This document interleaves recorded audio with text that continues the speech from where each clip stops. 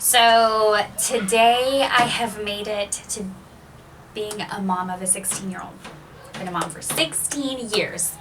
And I am just filled with joy as I reflect back on all the stages that I've been through, from being pregnant and labor and delivery, postpartum recovery, raising a toddler, potty training, homeschooling, public schooling, middle schooling.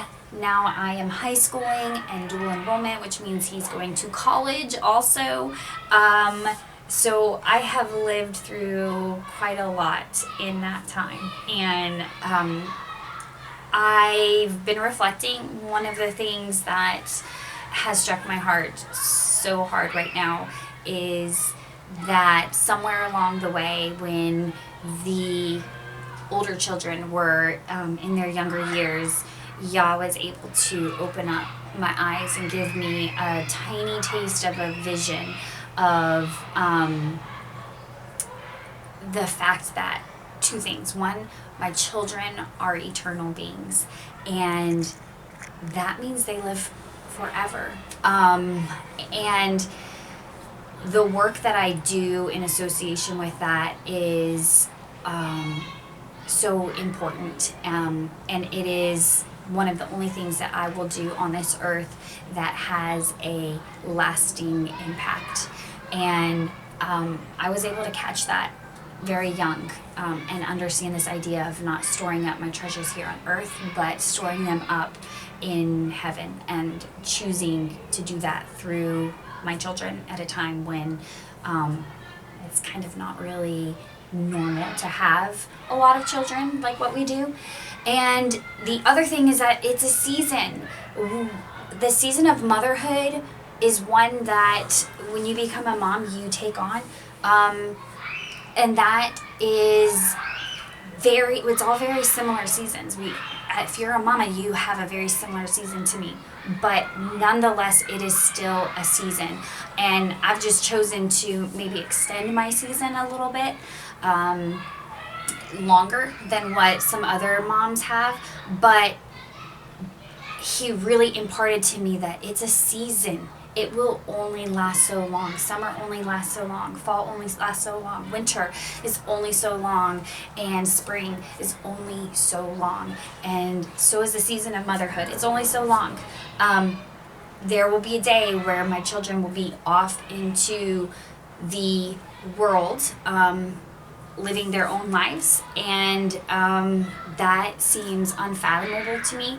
But there's something about having a 16-year-old who is increasingly becoming more independent and closer to the stage of going to college and moving out and living a life where he's taking all of that we have taught him and tried to instill in him, and he's having to apply that and do that. And I don't even can barely grasp what that looks like exactly, but I just know that right now I'm filled with joy. I am so grateful that he has been able to, way back then, instill that vision in me. And there are so many times in life that I'm like, oh my gosh, I have to do this 10 times.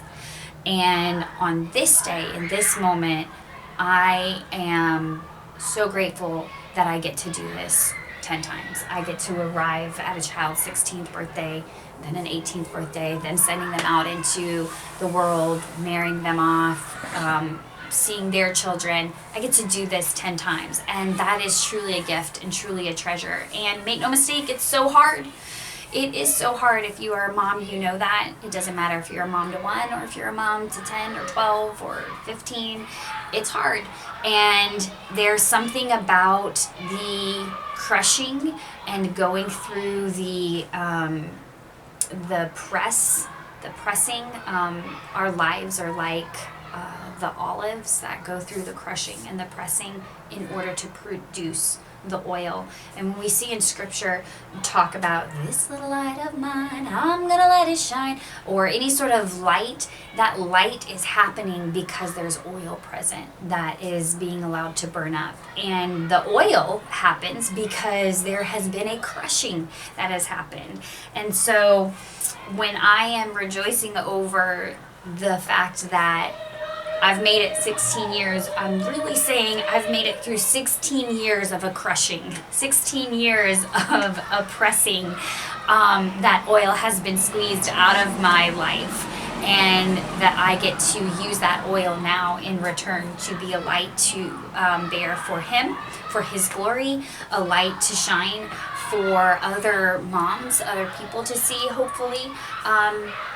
And to be able to help guide them through dark times and through a season. So that is obviously my hope. And if somebody is out there and has a child younger than 16 and they're struggling and they're going through oppressing, may you be encouraged. May you be understand that that's normal. That's not a bad thing. It is part of the crushing, and it is where your oil will be produced, that you may in turn be a light and shine that. And so again, today I'm just grateful. I'm rejoicing. I praise Yah for sustaining us, helping us to make it through to even this point. It seems like such a feat. It seems like to Him all glory be given, as He has taken Antoine and myself through this time in our lives, and that we can arrive at this day and be like, we have a 16-year-old. This is crazy and awesome